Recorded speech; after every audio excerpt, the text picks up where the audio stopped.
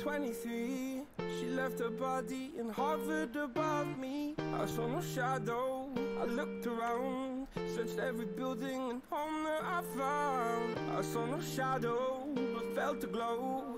The warmth inside me, it kept me afloat. Halo, Assalamualaikum warahmatullahi wabarakatuh. So, bertemu kembali dalam Fin 358. So, hari ni kita tak buat live untuk chapter 9. So, kita record sikit lah sebabnya ada masalah teknikal sikit. So, hari ni kita akan masuk chapter 9. Okay, so chapter 9 ni tajuk dia adalah technical analysis, which is sebaliknya kepada fundamental analysis lah. So, sebelum ni kita ada tengok fundamental analysis. So, fundamental analysis kita banyak kaji berkenaan dengan syarikat tu sebelum kita buat investment decision lah kan. Nak beli ke nak jual ke, kita tengok dia secara fundamental, which is kita siasat within the company. And then sebelum kita nak siasat company tu, kena guna top down approach lah, which is kita tengok ekonomi dulu, and then second kita tengok industry, and then barulah company. And then company tu kita dapatkan dia punya financial statement, and then daripada financial statement tu kita akan create dia punya financial ratio dan juga calculation for intrinsic value, which is sama ada, and then kat situ kita boleh identify sama ada dia overpriced ataupun underpriced kan. So kalau underpriced beli, kalau overpriced kita jual. Okay, so this chapter, which is technical analysis, is totally different from fundamental analysis. This one is investor approach jugalah. Cuma cara dia berbeza dengan fundamental. Kita tak usik pun berkenaan dengan financial statement untuk company tersebut. Kita tak guna benda tu untuk siasat. So tak apa, kita akan tengok dengan detail. Okay, let's go. Oops, sorry, silap. Okay, so technical analysis is a method of evaluating a security by analyzing past price and volume to determine future action. So macam fundamental tadi kita tengok financial statement. So this one kita tak tengok financial statement, kita hanya berpandukan dia punya past harga yang lepas-lepas dan juga volume. Volume ni maksud dia apa? Volume ni maksudnya jumlah transaksi within that period lah. So kalau kita tengok data tu in term of daily, so kita boleh tengok volume untuk hari tu berapa. So volume ni maksud dia berapa banyak berpindah tangan saham tersebut pada hari tersebut lah. Okay. Okay, dan bila kita dah dapat data berkenaan dengan price dan juga volume tu, kita convert into graph lah, supaya kita dapat tengok dengan lebih detail pergerakan harga tu. So kita tak ada usik pun financial statement untuk technical analysis. So technical analysis ni dah gain popularity, memang ramai sekarang ni. Kalau kita tengok dalam social media pun ramai, dalam Facebook, dalam Instagram dan macam-macam lagi lah. So ramai yang menggunakan technical analysis for investment guidance dia. Tapi nowadays ada yang orang menggunakan hybrid lah, combination fundamental dan juga technical kan. Hybrid dah sekarang. Okay, so tak apa, kita tengok into detail what is technical analysis. So technical analysis ni diperkenalkan oleh Dow. Dow ni nama penuh dia Charles H. Dow, which is pada tahun 1902. So dia adalah guru kepada technical analysis. Dia macam pioneer lah kepada technical analysis. So Dow ni sekarang ni teori ada banyak dah, cuma Dow ni yang paling awal lah. So that's why kita discuss berkenaan dengan Dow. Okay, so in order to learn technical analysis, kita kena faham dulu Dow teori. Barulah betul-betul tahu secara technical lah benda what is technical analysis ni kan. Okay, so this theory believe that the stock market influenced by three distinct cyclical trends. So Dow theory ni menekankan trend. So kita nak ada, sebenarnya technical analysis ni kita nak identify trend je, sama ada trend tengah menaik ke, trend tengah menurun ke. So kita kena identify benda tu. Alright, so ini yang sama je lah, benda yang sama. Okay, dalam Dow theory dia ada 6 basic tenets. Okay, kita akan go one by one. Okay, yang pertama untuk Dow dia ada mention the average discount everything ya. So harga saham semasa adalah menggambarkan everything berkenaan dengan syarikat tersebut. Right. So for example macam Nestle harga dia 133. So 133 tu apa maksud dia? So dah include everything dah. Dah harga tu dah menggambarkan everything. Dia punya performance, dia punya operation, dia punya management, keadaan ekonomi semasa dan juga political semasa, everything. RM133 per saham tu adalah menggambarkan. That's why ada harga yang mahal, ada yang murah. So lagi mahal harga saham tu, lagi kukuhlah dia dalam industri ataupun dalam ekonomi. Right. So macam Nestle tu memang kukuhlah dia, kan? Okay, yang kedua, the market has 3 trend. Ada 3 trend utama. Yang ni adalah dia punya key lah dalam dua teori. Dia ada primary, secondary dan minor. Primary ni biasanya trend untuk jangka masa yang panjang, within 1 year ataupun more than 1 year. Boleh jadi 2 years, kan? So tempoh yang panjang. So graf tu jadi panjang lah, besar lah graf tu, kan? Itu adalah primary. Biasanya jangka masa yang panjang lah. Okay, and then secondary ni dia tengah-tengah. Dia biasanya dalam 4 bulan, 5 bulan ataupun mungkin 3 bulan. 3 bulan sikat sangat, 4 hingga 6 bulan macam tu lah. Kita tak adalah tengok sampai full 1 year. Dah full 1 year tu dah jadi primary dah. Cuma secondary ni dia pendek sikit lah. Dia pendek sikit. So kat situ pun kita boleh tengok trend dia, kan? Okay. And then yang ketiga kita ada minor trend. Minor trend ni very short punya period lah, which is maybe 1 month ataupun 3 to 4 weeks, kan? Macam tu lah lebih kurang. So biasanya macam kalau fundamental kita tengok top down approach, kan? This one is macam top down approach juga. Kita tengok primary dulu, and then kita tengok secondary, and then kita tengok minor trend. Right. So primary ni biasanya digunakan untuk tengok trend secara kasar lah. Kita boleh tengok bila kita tengok data tu 1 year, kan? 1 year punya period, kita boleh tengok dia tengah menaik ke macam mana, kan? Manakala secondary ni membantu kita untuk tengoklah dia punya cyclical tu, kan? Dia ada gerak naik tu, kan?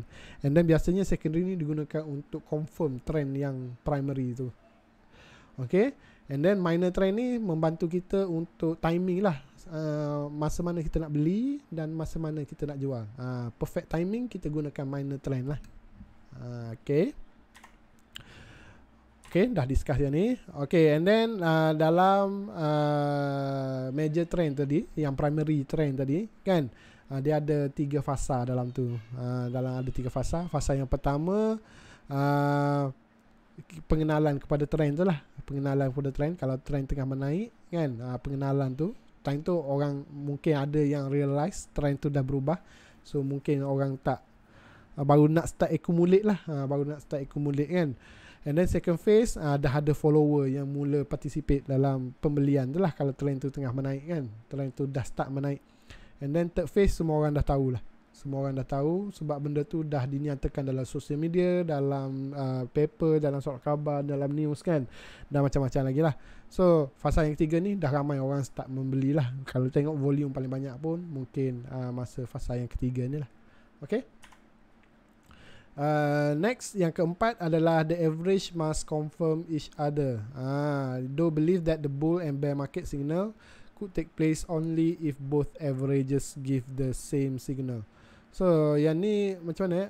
Saya tak bagi tahu lagi berkenaan dengan bull and bear. Bull ni maknanya trend sedang menaik. Bull, trend sedang menaik. So kalau tengok harga dia tu, harga contohnya daripada RM5 naik jadi RM6, naik jadi RM7, naik jadi RM8, kan? So itu adalah bull trend. Sebab bull ni tanduk dia ke atas, kan? So trend naik lah. Manakala bear ni adalah market menurun, sebab bear ni jalan dia merangkak, kan? Dia menunduk. Okay, so bear tu kita consider sebagai harga tengah jatuh lah, kan? Bull and bear. So nak tahu sama ada bull ataupun bear, kita kena confirm lah menggunakan signal, kan? Signal tu maknanya major trend pun tunjukkan trend menaik, intermediate trend pun tunjukkan signal harga nak menaik lagi, minor pun dah kalau tiga-tiga dah confirm, maknanya trend tu akan terus menaik lah. Okay. Yang seterusnya, yang kelima, volume must confirm the trend. Volume juga membantu. Volume, kan? Jumlah transaksi pada hari tu kita boleh tengok. Kalau aktif sangat tu, something lah ada yang berlaku, kan? So volume akan membantu untuk confirm trend tersebut, kan? Okay, and then yang keenam, a trend is assumed to be in effect until it give definite signal. Yang ni pun sama macam nombor 4 tadi lah. Signal tu dah confirm, volume pun dah confirm, so barulah kita start belilah saham tersebut. Dah confirm everything kan. Dah confirm everything, kita boleh start beli saham tersebut. Kalau kita jangkakan akan bull market kan. Kalau akan bear, kalau kita rasa bear, time tu kita perlu jual lah kan. Bila dah nak start bear tu, kita start jual. Okay. So ada kritik disebabkan teori ni dia agak lama, tahun 1902 lagi, dah lebih 100 tahun dah. So dia adalah kelemahan dia kan. So apa kritik berkenaan dengan teori? Yang pertama sekali, yang ni yang paling kritikal lah, which is the signal are too late. Kita nak confirm trend tiga-tiga tu kan. Tiga-tiga trend tu, tiga-tiga apa ni, period tadi, primary, secondary dan juga minor tu, nak confirm tiga-tiga menyatakan trend dah berubah naik ke. So biasanya trend tu dah agak lambat. Bila lambat, masalahnya kita bukan masalah kita tak dapat profit, dapat je profit, tapi profit kita tu tak optimal. So dalam technical analysis ni yang paling penting adalah untuk mendapat profit yang optimal lah. Kita beli dekat harga yang paling rendah dan jual dekat harga yang paling mahal. Itulah key dia yang paling utama. Okay, and then it is yang kedua, it is not infallible. So nak interpret tu kena ada skill. Kena ada skill untuk tengok tiga-tiga trend. So agak susah lah nak ada skill ni. Skill ni kena develop lah. So quite time take. Kena ada macam mana nak cakap, pengalaman lah. Kena ada pengalaman barulah dapat interpret dengan lebih tepat kan. Okay, yang ketiga, it does not help the intermediate trend investor. Kalau siapa-siapa yang labur in term of intermediate, dia labur tu untuk jangka masa yang agak sederhana, which is 3 month, 4 month kan. So dia kurang sesuai lah, sebab dia more kepada major trend. Okay, and then trading is not done on averages. Dow theory does not and will not inform you which stock to buy or sell. Okay, this one dari sudut portfolio lah. Kita punya portfolio tu mungkin ada banyak saham kan. Ada saham A, B, C, D, E. So kalau nak pantau satu-satu tu agak susah menggunakan teori kan. Which stock. Lagipun dalam Bursa Malaysia kita ada 900 syarikat. Memang banyak syarikat, nak screening, nak pilih, nak filter yang mana satu sesuai untuk kita laburkan tu. So agak susah menggunakan teori kan. Okay, so kita terus kepada filosofi of technical analysis. Ni filosofi dia yang paling penting, market action discount everything. Sama macam tadilah. Apa-apa yang bergerak, pergerakan harga tu menggambarkan everything. Berkenaan dengan syarikat, berkenaan dengan sentimental punya value kan. So macam-macam lagi. Tapi by the end, price ni digerakkan oleh supply and demand. Konsep ekonomi macam biasalah. So kalau demand ada banyak, permintaan ada banyak, mungkin ada sesuatu berlaku dalam syarikat tersebut, perubahan manajemen ke apa, ke arah yang lebih bagus. So mungkin dia akan create demand kepada saham syarikat tersebut. So harga akan naik. Tapi kalau company tu decide nak apa ni, nak tambah modal lagi, and then dia issue banyak lagi saham bagi dekat orang awam, so supply akan jadi banyak, so harga biasanya akan jadi turun kan. Dah supply banyak sangat, harga akan turun. Dan macam itulah konsep ekonomi, you all pun dah belajar kan sebelum ni. Okay, and then price move in trend. So biasanya harga saham tu dia akan bergerak mengikut trend. Kalau trend naik, kalau bull, kalau bear lah. Dia ada momentum dia. Dia tak adalah hari ni naik, esok turun, naik turun. Ya memang macam tu, tapi kalau kita summarize untuk jangka masa yang panjang, kita akan dapat tengok dia, sebenarnya dia sedang menaik kan. Okay, and then history repeat itself. So biasanya benda ni akan berulang kan. Kalau dulu dah berlaku macam tu, dia akan berlaku balik pada masa hadapan. So kita, kalau orang yang ada pengalaman betul, dia akan dapat expect apa yang akan berlaku, sebab dia dah pernah alami lah sebelum-sebelum ni. Sebab harga ni dia akan berulang, dia cyclical juga dia punya movement dia kan. Macam itulah lebih kurang. Advantages of technical analysis, kelebihan dia timing paling bagus lah kalau nak compare dengan fundamental. Kita nak nak analyse company, nak baca dia punya financial statement, so take time. So untuk technical analysis dia lebih cepat. Kita dapatkan graf tu pun dah ada dalam platform, macam-macam platform dah ada sekarang kan. Graf tersebut, so dari sudut timing dia akan membantulah lebih cepat kita buat keputusan untuk beli ataupun jual. Okay, and then yang kedua, flexibility and adaptability. So dia senang, boleh apply dekat macam-macam, bukan saham sahaja, boleh boleh guna technical analysis untuk bond, boleh guna untuk preferred stock, boleh guna untuk derivatives, boleh guna untuk macam-macam lagi. And then boleh juga guna untuk pasaran luar negara. Contohnya kalau you nak tengok pasaran US ke, nak beli saham Apple, saham Microsoft, saham Google ke apa, boleh gunakan technical analysis ni. Dia sama je konsep dia. Okay, and then applicable to different time dimension. So ada setengah orang dia tengok data dia in term of weekly punya data, kan? Ada orang yang suka tengok daily punya data. Ada yang lebih ekstrim lagi, minutes. Setiap minit dia tengok perubahan harga dalam tu dah ekstrim sangat lah, kan? Tapi yang labur dalam Bitcoin, cryptocurrency tu kan, so dia ke arah ekstrim lah sekarang ni. Ada saya dengar dia punya chart tu setiap 5 saat, setiap 10 saat, tak tahulah, setiap 5 minit kan, dia selalu tengok supaya dia dapat buat keputusan yang lebih tepat. Okay. Okay, criticism of technical analysis. So this one tak ada apalah kot, criticism. Boleh baca lah, Saya tak nak terangkan yang ni, so ada 2 je. Okay, chart. Chart ni ada 4 yang kita akan belajar. Sebenarnya ada banyak lagi chart, tapi ini chart yang paling utama. Biasa orang buat lah, dia bukannya line chart macam biasa. So kita akan tengok. So ada 4 daily bar chart, candlestick chart, line chart dengan point and figure chart. Okay, yang pertama daily bar chart. Saya tak nak baca yang ni, so kita terus kepada graf, kan? Gini graf dia. Okay, so graf daily bar chart ni macam ni.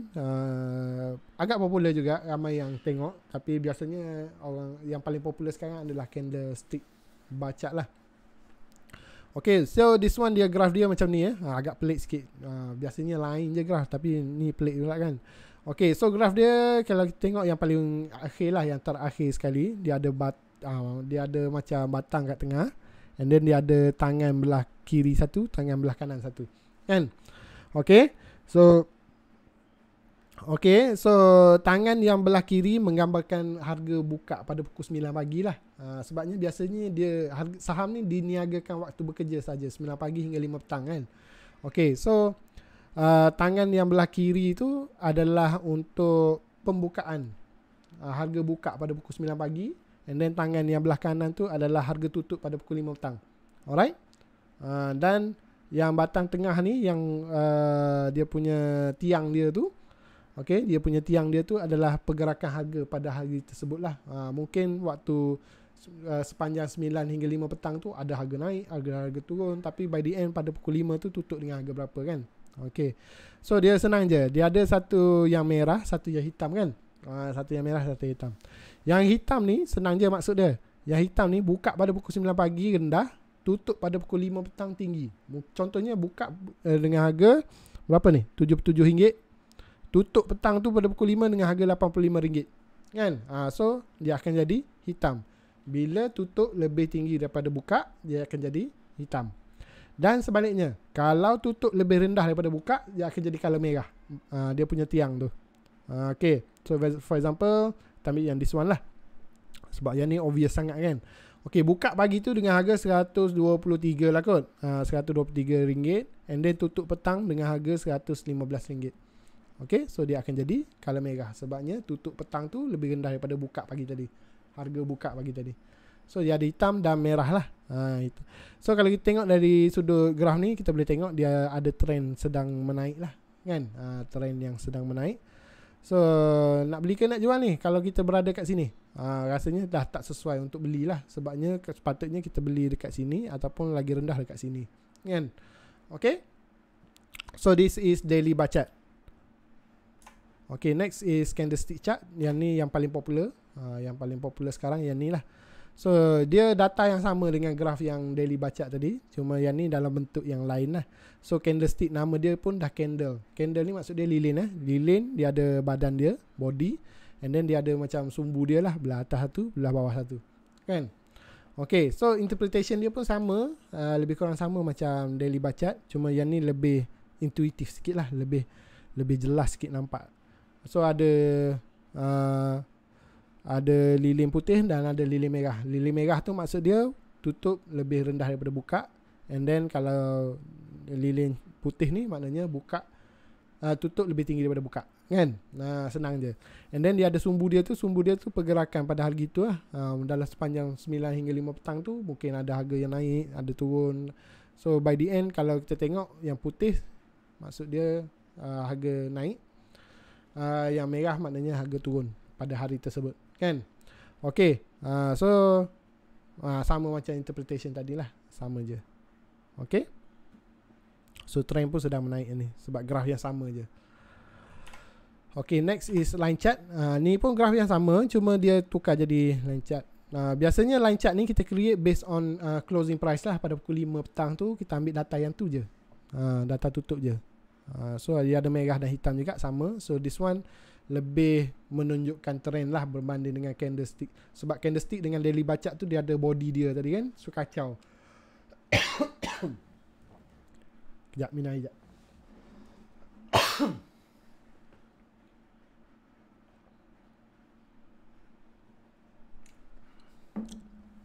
So dia ada body dia tu, kacau lah sikit kita nak tengok trend.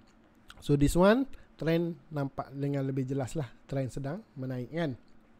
Ada orang suka yang ni, ada orang suka sebabnya sekarang kalau tengok dekat mana-mana pun banyak guna candlestick bar. Okay, this one is yang lama punya, version lama punya. Yang ni Japanese ke, kalau tak silap saya rasa Japanese, tapi saya pun dah tak jumpa. Tapi yang ni mungkin membawa maksud yang berbeza lagi lah. Mungkin ada yang orang yang pro dia menggunakan yang ni lagi, kan. So yang ni pun sama. Kalau X rasanya kalau bulat maknanya harga tutup lebih tinggi daripada buka. Kalau X rasanya harga tutup lebih rendah daripada buka lah. Okay, sama juga interpretation dia. Okay, so yang ni yang penting selalu ditanya dalam final exam ke apa, perbezaan di antara fundamental dan juga technical. So hopefully you all boleh baca lah kot. So saya bagi ringkasan je lah. Ringkasan untuk fundamental biasanya kita guna top down ataupun bottom up approach. Tapi this one kita tak menggunakannya tu, kita guna chart. Kita menggunakan chart. And then untuk fundamental kita percaya kepada intrinsic value. Kita calculate dia punya intrinsic value. So tapi yang ni lebih kepada chart jugalah. And then past prices akan effect lah harga sekarang. Okay, and then fundamental bagus untuk kita kena pasti saham mana yang kita boleh beli. Tapi this one lebih digunakan untuk timing beli dan jual lah. Beli dan jual. And then yang keempat, untuk fundamental tu biasanya untuk long run lah, orang yang simpan untuk jangka masa yang lama. And then this one itu short term. Biasanya long run ni boleh jadi sampai 5 hingga 10 tahun, kan. Tapi for technical analysis macam saya beritahu lah, even kita pegang tak adalah lama sangat, kan. Tak adalah lama sangat. Mungkin lebih daripada setahun tu mungkin boleh jadi, tapi tak adalah kita gunakan technical analysis untuk pegang saham tersebut sampai 5-6 tahun, tak ada, kan. Okay, so untuk fundamental biasa kita tengok everything inside the company lah, which is dia punya dividend, earnings, profit margin, everything berkenaan dengan syarikat. Tapi this one untuk technical kita tak tengok pun. Benda-benda tu hanya bergantung kepada price dan volume. Okay, this one sama juga, long term dengan short term, tadi pun dah cerita. Okay, and then this one historical record pun menggunakan, sebab kita biasa kita buat financial ratio, kita compare dengan tahun-tahun yang sebelumnya apa semua. This one kita boleh buat trading rules. Contohnya bila sampai harga ni automatic jual ke apa ke, kita boleh set benda tu, kan. Okay, this one long term, short term sama jugalah, long term, short term. Biasanya untuk technical semua everything is short term lah, tak ada jangka masa yang panjang. Okay, this one is quite important. Daripada price dengan volume tu kita boleh create satu data lagi, which is bukan satu, banyak data lagi, which is kita panggil sebagai technical indicators, right. So yang pertama adalah moving average. So moving average adalah purata pergerakan tu lah. So kalau kita tengok kat sini dia ada dua purata dia buat. So kita ada harga yang ni, and then SMA 15 ni maknanya purata untuk 15 hari. And then SMA 50 adalah purata untuk 50 Moving average ni macam mana nak cerita moving average? So for example macam ni kalau SMA 15 ni kan, dia ambil data untuk 15 hari, 1 2 3 4 5 6 7 8 sampailah 15, and then dia kira purata, tambah semua and then bahagi dengan 15. Okay, dapatlah point dekat sini. And then untuk point yang dekat sini, dia ambil pula data start daripada hari yang sebelumnya, sebelum hari ini kan. Okay, start daripada sini and then tarik sampai 15 hari and then kira pula dia punya average, dapat point dekat sini. And then seterusnya sampai macam tu lah. That's why dia panggil moving average. 15 hari tu bergerak 15 hari. And then this one yang merah punya ni adalah moving average untuk 50 hari. 50 hari. So biasanya moving average ni digunakan untuk smoothing data. Kalau kita tengok data yang prices macam ni, dia agak huru-hara sikit dia punya price, kan? Tapi bila kita buat moving average, dapat nampak macam smooth sikit lah. So that's why kita panggil smoothing kan. Dia smoothing, dia lebih smooth lah. And then lagi panjang kita punya moving average. For example this one 50 hari, lagi smooth dia punya graph tersebut. So graph tersebut pun kita tengok, boleh dapat tengok dia punya trend kan. Trend dia lagi nampak lah. So konsep dia untuk moving average ni biasanya kita akan tengok yang 15 dengan 50, boleh jadi 25, 15, boleh jadi macam-macam lah. So biasanya timing untuk beli, for this one untuk trend menaik ni kan, kita kena pasti timing untuk beli. So dia cakap bila SMA 15 ni menyentuh SMA 50 daripada bawah, kat sini kan crossover ni, itu adalah signal untuk kita beli kan. So kalau kita beli kat sini lah. And then kalau kita jual hari ni kat sini, untung banyak jugalah kan. Banyak juga untung dia. Okay, so ini adalah moving average, simple moving average.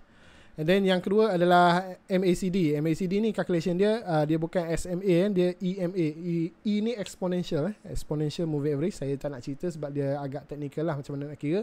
Tapi somehow benda ni dia automatic calculate kan dalam platform yang kita gunakan. Kalau you guna KLSE screener ke apa ke, so benda ni dah auto calculate. You tak perlu kira dah.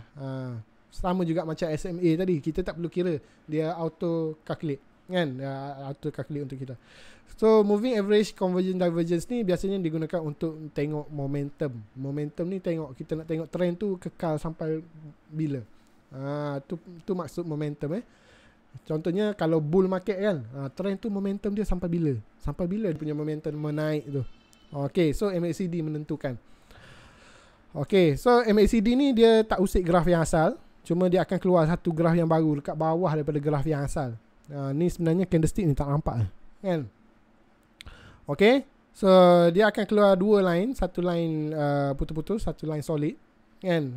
So dia cakap kalau garis biru ni menyentuh kalau garis hitam ni menyentuh garis biru daripada atas ke bawah, crossover daripada atas ke bawah kan, itu simbol signal untuk kita jual.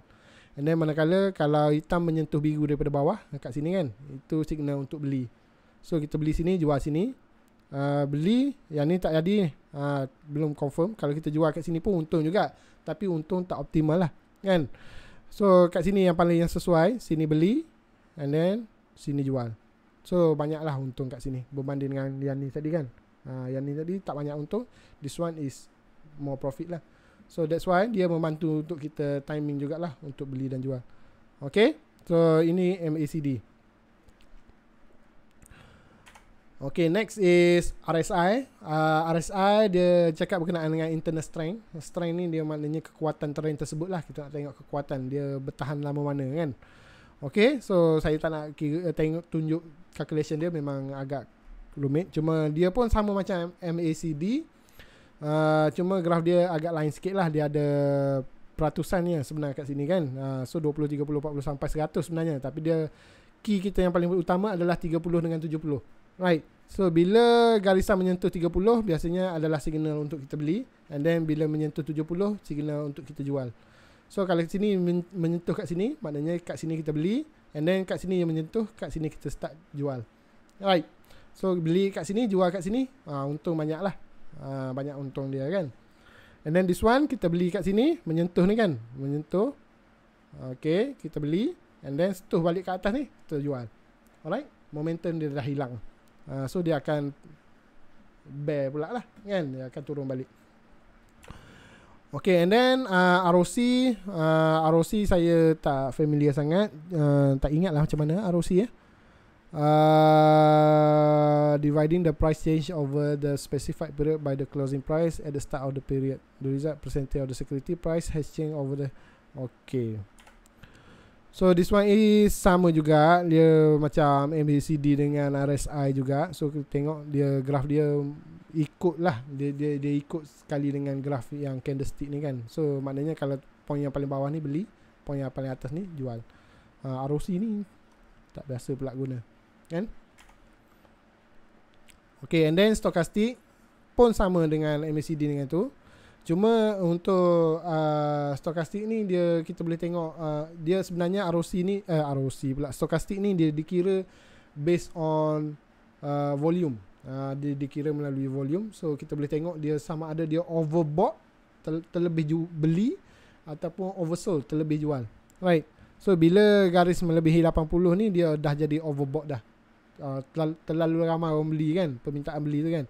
So dia akan counter turun balik lah. So this one oversold. So time ni lah kita nak timing untuk beli dan jual. Okay, itu stochastic. Okay, and then random walk, efficient market. So this one saya biarkan kepada you all lah untuk baca sendiri. Random walk ni teori yang modern sikit lah berbanding dengan Dow teori tu kan. So random walk cakap memang harga ni dia bergerak ikut suka hati dia kan. Tak ada orang boleh predict pergerakan dia. So itu random walk. And then teori yang kedua adalah random efficient market hypothesis, EMH. So EMH ada 3 dia punya form, which is weak form, semi strong dengan strong form. So saya biarkan kepada you all lah untuk baca benda ni. Okay. So buat masa sekarang saya nak tunjuk yang real punya, So biasanya kita akan pergi ke e-screener. So this one is itu pun saya rasa dah tunjuk dah kan. So kita pilih satu lah, company apa ya, KL Kepong, KLK, KL Kepong. Okay, so ni candlestick bar dia, candlestick chart dia. And then kita klik dekat technical charting, barulah boleh conteng-conteng dia punya graf ni lah. Lambat sikit loading. Kenapa lambat? Okay.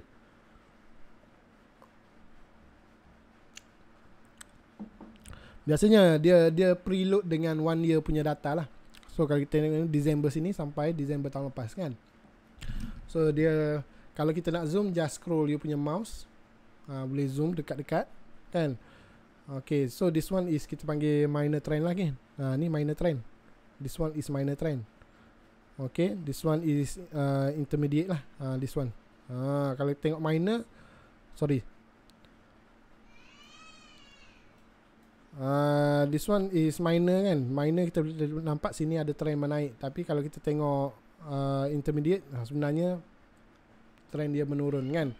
Okay, saya nak cerita berkenaan dengan graf ni. So graf ni kita boleh tukar. This one is yang biasa, yang ni yang awal tadi daily bar chart. Yang ni candlestick.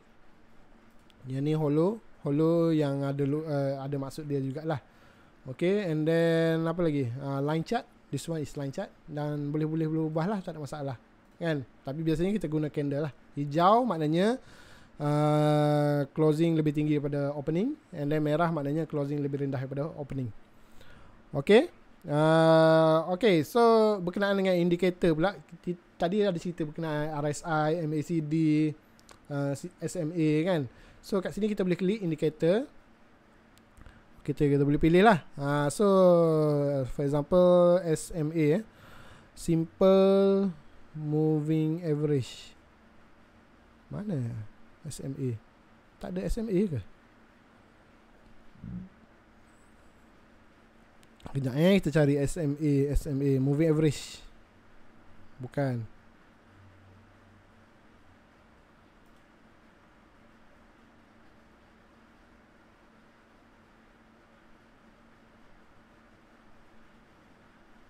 Tak ada simple moving average. Tak apa. Tapi yang lain tak ada lah. Mungkin kena set dulu lah SMA 15 dengan 50 tu kan. Tapi itulah bagi tahu saya tadi pun SMA dia agak lambat sedikit lah kalau kita menggunakan SMA. Kita boleh tengok macam MACD, mana MACD. Okay, so this one dia ada graf dekat bawah, dia akan keluar MACD kat bawah. So menyentuh, beli, jual, and then menyentuh, beli, and then dia kadang-kadang dia tak perfect juga kadang-kadang kan. And then this one is beli, menyentuh daripada bawah, and then dia belum lagi menyentuh daripada bawah ke bawah, so daripada atas ke bawah. So maknanya kita tak boleh jual lagi lah, hold dulu kan. So KL Kepong kalau kita beli pada 21 Ogos dulu.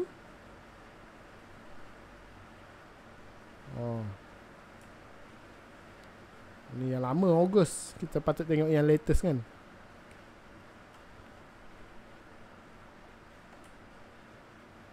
November, December. Alright, so this one menyentuh daripada bawah ke atas, so timing untuk beli. And then menyentuh daripada atas ke bawah, timing untuk jual. So untung dia berapa? Sebenarnya boleh kira untung. Pembaris ni, so beli sini. And then jual sini. So untung kita sebanyak 14%. Alright, so this one MACD, RSI ada lagi. Dan banyak lagi lah indikator. Kalau nak cerita satu-satu yang tak habis ni. Stokastik pun ada, RSI. So kita boleh combine. Nak letak semua sekaligus pun tak ada masalah. So bolehlah try Google KLSE Screener, and then try tengok lah macam mana. Pilihlah company mana-mana nak godek-godek kan. Nak try. Lagipun assignment kita pun boleh menggunakan KLSE Screener. So this one you boleh print screen ke apa, tak dalam you punya report kan. Tak ada punya report, tak ada masalah. Okay, so that's all for chapter 9. Apa-apa hal boleh WhatsApp saya lah dalam group tu, InsyaAllah saya akan balas. Okay, so itu saja daripada saya untuk chapter 9. Wabillahi taufiq wal hidayah. Assalamualaikum warahmatullahi wabarakatuh.